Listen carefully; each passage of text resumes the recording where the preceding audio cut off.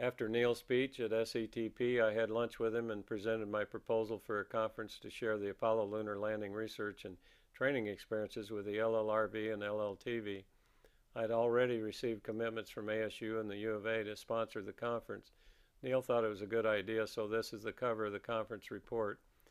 You can download it at lunarlanding.info.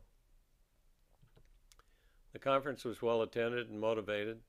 The NASA JSC Altair Project Office to sponsor a trade study by NASA DFRC on potential future lunar landing training options for a free flight trainer. I authored this white paper in September 2008. It will be available on lunarlanding.info and alitro.org for download.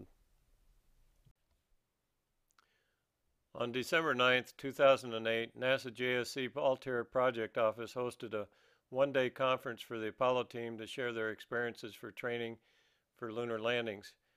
Here are 4 clips taken from that conference from a 3 DVD set I produced this year. You can see the attendees on the Apollo team. We had 4 moonwalkers there and myself, the NASA Johnson Space Center team, and then the NASA Dryden Flight Research Center team. Here's the first movie clip. Anything else? Anything else? Okay.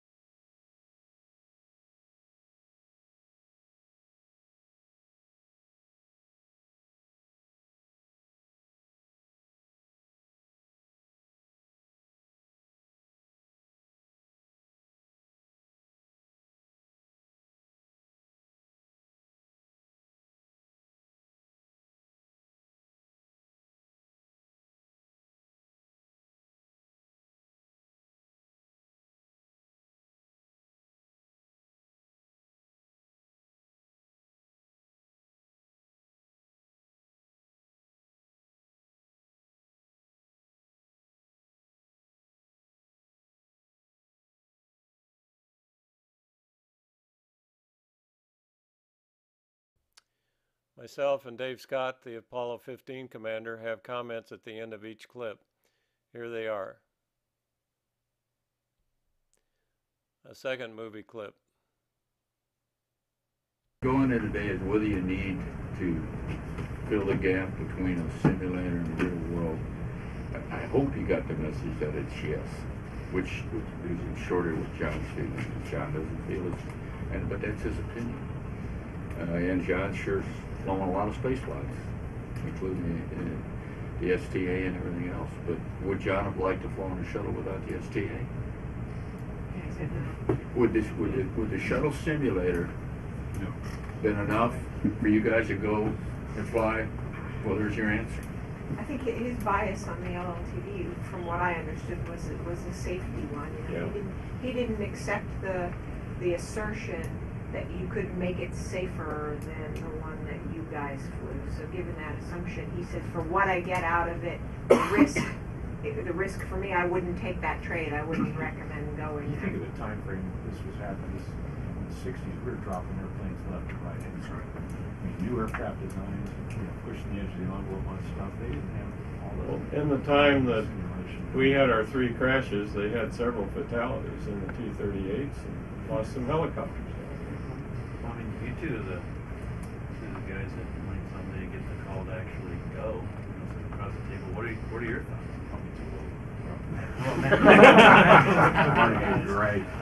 So, Mac, if you're going, what do you want? I think once we know the task well enough, I think we need to pursue a flying vehicle, and the LLTV seems to me to be the best option, and I think we can do it better today, but I want to understand the task better because... Comments for the preceding clip. Our August 2008 conference at JSC on the trade study received input from the crew or astronaut office that modeled the future trainer much after the shuttle training aircraft or STA. The astronaut representative had been an STA instructor pilot for 20 years and did not appreciate the fine points as shown here by Dave Scott as to how unique the lunar landing training should be viewed. Dave has some 14 pages of comments indexed to the movie clip comments as shown here by note P. I hope to have those on the lunarlanding.info and alitro.org websites as well soon. Dave Scott's comments continued, and these are available on the Acrobat 9 disc. That's the middle disc number 2 in the 3 DVD set that Dr. Whitmore has a set of. The final page of Dave's STA comments for this clip. As you can see, it goes into quite a bit of detail. And the third movie clip. Al, did you want to say something? I just want to follow up on something you hit on a minute ago. I mean, originally it was like a discriminator between whether or not you needed an LLTV, but it seems to be more a discriminator between this gimbal-jet concept and the other 2 helo concepts, and between the gimbal-jet concept and the STA.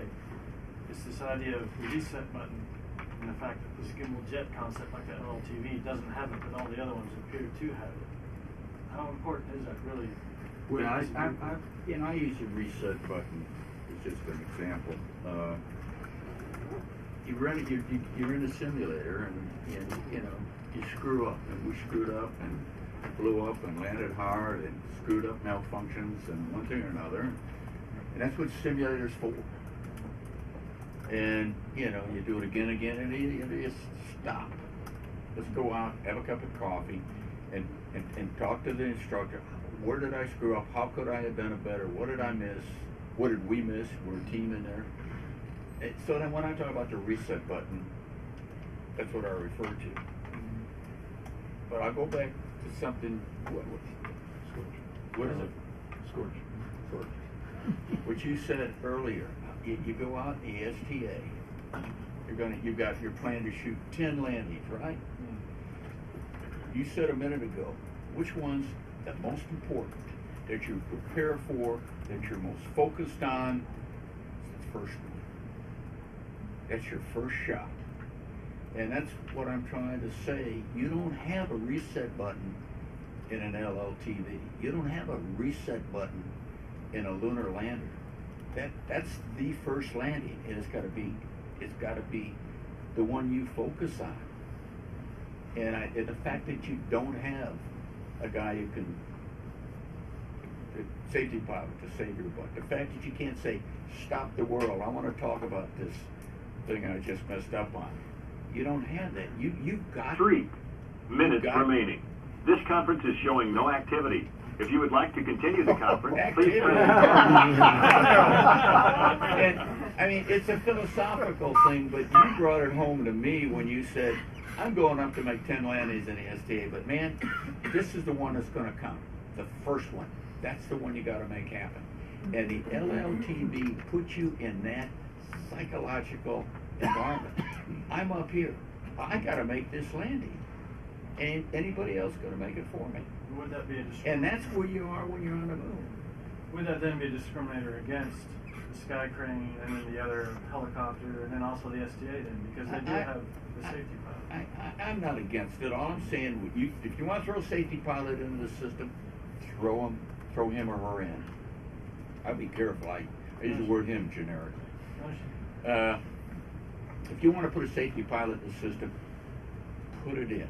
If you can afford it, it makes it less risky, that's fine. All I'm saying is you're giving up a valuable part of that simulation. And that's the psychological effect of taking you one step closer by yourself. You kind of, but without mission control, by yourself, one step closer to the real world of landing on the moon. That's all I'm saying. That's me. Other people may disagree with that. You put a safety pilot in, fine. You lose a little, you reduce the risk, you gain safety, you spend more money, but you also lose what I think is a very valuable part of the LLT simulation. And that's having to do it. And you could increase mission risk because you did it that way. Pardon? You could increase mission risk because you did it That's that the way. point. I want to take the risk here. Right. Right. I can get out of screwing up here. I can't get out of screwing up out there. It's Okay. One minor point. This throttleable, this gimbalable engine.